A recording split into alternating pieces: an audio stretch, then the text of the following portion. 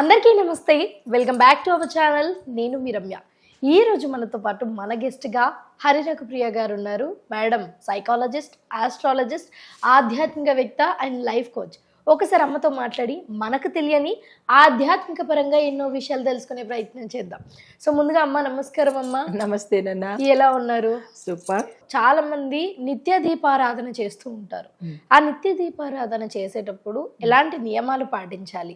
ఎందుకంటే చాలా మంది రోజు చేస్తూ ఉన్నప్పుడు, రోజు దీపం పెడుతున్నప్పుడు నిజంగా తలస్నానం కూడా మ్యాండేటరీనా అన్న డౌట్ కూడా వస్తుంది. సో దానికి మీరు ఏమంటారు? నమస్తే, శ్రీమాత్రే నమః. భారతీ భక్తి టీవీ ప్రేక్షకులకు స్వాగతం. అయితే నిత్య దీపారాధన అన్నప్పుడు మనం ప్రతిరోజు దీపారాధన చేస్తాము.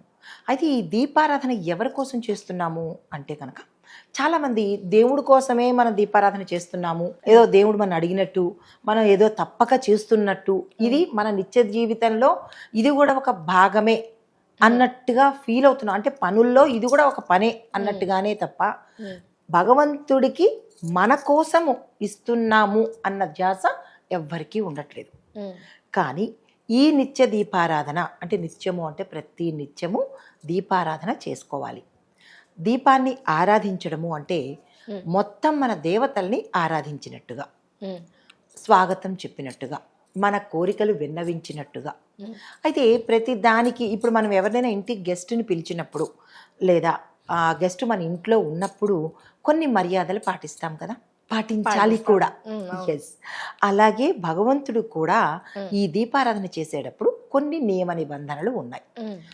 మొదటిగా తలస్నానం. మీరు అన్నట్టుగా ప్రతిరోజు తలస్నానం అక్కర్లేదు, కానీ దీపారాధన మాత్రం శుచిగా అభ్యంగన స్నానం చేసి, మామూలు స్నానం చేసి, స్నానాల్లో కూడా చాలా రకాలు ఉన్నాయి.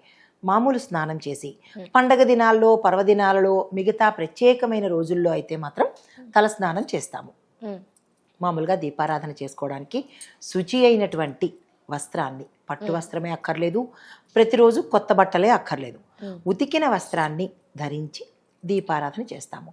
దీపారాధన పెట్టుకోవడానికి నియమ నిబంధనలు అనేవి ఉన్నాయి. ఒకటి ఏంటంటే మట్టి ప్రమిదలో పెట్టచ్చు, స్థాయిని బట్టి, స్తోమతను బట్టి వెండి దాంట్లో పెట్టచ్చు, బంగారం దాంట్లో పెట్టచ్చు, లేదా అంటే రాగి దాంట్లో పెట్టచ్చు, ఇత్తడి దాంట్లో పెట్టచ్చు. ఇలాగా వారి వారి యొక్క దీన్ని బట్టి అంటే స్తోమతను బట్టి పెట్టుకోవచ్చు. ఇందులో శ్రేష్టము, కొద్దిగా శ్రేష్టం కానివి అనేవి కూడా ఉన్నాయి. అత్యంత శ్రేష్టమైనది మట్టి ప్రమిదలో దీపారాధన చేస్తే కనుక చాలా విశిష్టమైనది, భూతత్వానికి సంబంధించినది.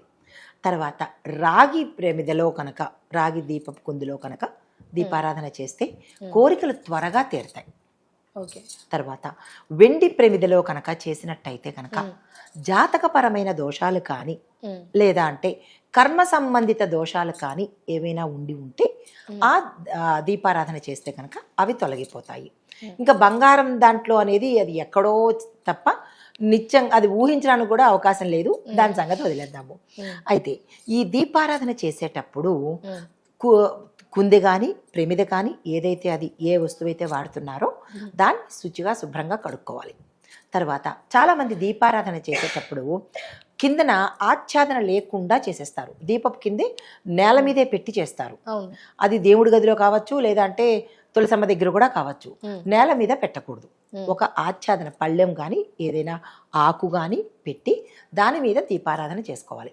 అయితే దీపాన్ని శుభ్రంగా కడిగిన తర్వాత ఆ ఆచ్ఛాదన పెట్టిన పళ్ళాన్ని కానీ, ఆకును కానీ కడిగిన తర్వాత దీపానికి పసుపు, కుంకుమ బొట్లు పెడతాము. బొట్లు పెట్టిన తర్వాత చాలామంది ఏం చేస్తూ ఉంటారంటే ముందు ఒత్తులు వేసేస్తారు. ఒత్తులు వేయకూడదు, ముందు నూనె పోసిన తర్వాత అప్పుడు ఒత్తులు వేస్తారు. ఒక ఒత్తి, ఏక ఒత్తి అనేది మంచిది కాదు. 2 ఒత్తులు కలిపి లేదా 3 ఒత్తులు కలిపి ఒక ఒత్తిగా, ఒక శిఖ అంటారు దాన్ని, ఒక శిఖగా దాన్ని వెలిగిస్తాము. కొన్ని దీపారాధన కుందులు ఎలా ఉంటాయంటే మధ్యలో ఒక కన్నం ఉండి ఇదిలాగా ఉంటుంది అనమాట, లోపల నుంచి వస్తున్నట్టుగా ఉంటుంది ఆకృతి. దానిలో దీపాలు ఒత్తి పెడతామన్నమాట. ఆ ఒత్తి పెట్టినప్పుడు అందులో కూడా ఏకవత్తి పెట్టకుండా 3, 2 నలిపి అందులో పెట్టి నూనె పోసిన తర్వాత ఆ ఒత్తిని పెట్టి దీపారాధన చేస్తాము. అయితే ఈ దీపారాధనలో నవగ్రహాలు ఉంటాయి. నూనె దగ్గర నుంచి అగ్ని దగ్గర నుంచి అగ్నిలో వెలిగే నీలి రంగు వస్తూ ఉంటుంది. దీపారాధన చేసినప్పుడు ఒక ఫస్ట్ లేయర్ నీలి రంగు వస్తుంటుంది, ఆ తర్వాత ఎల్లో కలర్ వస్తుంది, ఆ తర్వాత రెడ్ కలర్ వస్తుంది అనమాట. అంటే ఒక్కొక్క రంగు ఒక్కొక్క గ్రహానికి ప్రతీక. ఇది దీపారాధన చేసేసిన తర్వాత ఇక్కడ మోస్ట్లీ ఏం జరుగుతూ ఉంటుంది అంటే ఏ టైంలో పెట్టాలి అన్నది కూడా డౌటే.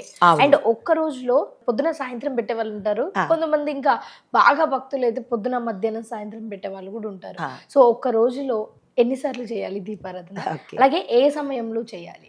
దీపారాధన ప్రప్రథమంగా చేసేది మనము బ్రహ్మ ముహూర్తంలో మొదటిగా చేస్తాము. అది అసలైన దీపారాధన. కుదరని పక్షంలో 9-10 లోపు చేసుకుంటారు. 9 గంటలు, మ్యాక్సిమం 9 గంటలు. కొన్ని పనులు కావచ్చు, లేదా అంటే వేరే సమయాల్లో అవకాశం లేనప్పుడు అది తర్వాత చెప్పబడింది. కానీ బ్రహ్మ ముహూర్తం సూర్యోదయ సమయానికి ఈ దీపం వెలగాలి మన పూజా మందిరంలో. ఓకేనా? ఇంకా అది కాని పక్షంలో ఒక్కొక్కసారి అవ్వకపోవచ్చు. ఆ కాని పక్షంలో 10 లోపు దీపారాధన చేసుకోవచ్చు. ఇంకా 10 తర్వాత చేసిన దీపారాధన చెల్లదు, చెయ్యకూడదు కూడా. ఓకే, అపరాహ్నం అంటారు దాన్ని. ఆ సమయంలో చెయ్యకూడదు. ఇంకా సాయంత్రం ప్రదోష కాలంలో అనగా 6 గంటలకి కనుక చేసే దీపారాధన అత్యంత అద్భుతము. ఒకవేళ పొద్దున్న సమయంలో మనం దీపారాధన చెయ్యలేని పక్షంలో ఏ సందర్భంలోనైనా సాయంత్రం కనుక చేసుకున్నట్టయితే 6 గంటలకి 6 నుంచి 7 మధ్యలో దీపారాధన చేసినట్టయితే కనుక చాలా విశిష్టమైన ఫలితం వస్తుంటుంది అనమాట. ఇది ప్రతినిత్యం మనం చేసుకోవాల్సిన సమయాలు.